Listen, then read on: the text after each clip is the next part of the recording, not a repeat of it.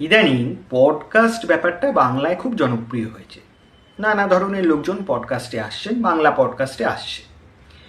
যুক্তিবাদীরা বাংলা পডকাস্টে নিয়ে একটা অভিযোগ করছেন, সেটা হলো যে বাংলা পডকাস্টে বিভিন্ন কুসংস্কারকে প্রমোট করা হচ্ছে। বিভিন্ন ধরনের লোকজন আসছেন যারা নিজেদের প্যারানর্মাল ইনভেস্টিগেটর পরিচয় দিচ্ছে, মানে তারা বিভিন্ন ভূত অলৌকিক এইসব ব্যাপারের অনুসন্ধান করে বেড়ান। বা বিভিন্ন লোকজন আসছেন যারা নিজেদের ব্ল্যাক ম্যাজিক সম্পর্কে বিশেষজ্ঞ বলছেন, তারা ব্ল্যাক ম্যাজিক সম্পর্কে নানা রকম কথাবার্তা বলছেন যাতে কুসংস্কারের প্রমোশন হচ্ছে। অন্যদিকে বাংলা পডকাস্ট যারা করেন তারা বলছেন যে এই মানুষজন এটা দেখতে চাইছেন তাই আমরা করছি, তাতে অসুবিধে কি। বিভিন্ন ধরনের মত তো আসতেই পারে।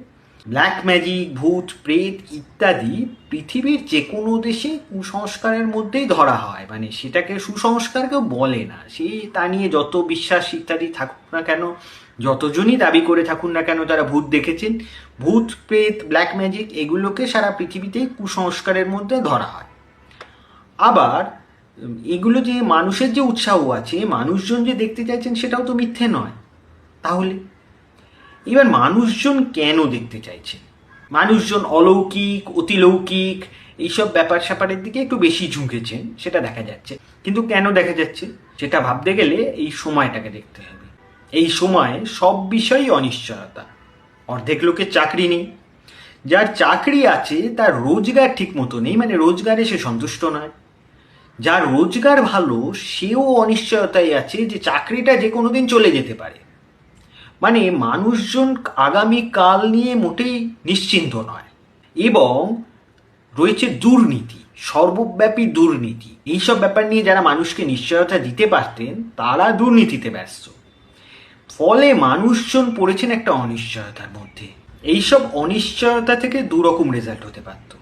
এক, মানুষজন সংগঠিত হয়ে এই সিস্টেমটাকে বদলানোর কাজ করতে পারতেন। দুই, মানুষজন অনিশ্চয়তা থেকে কুসংস্কারের দিকে ঝুঁকতে পারতেন।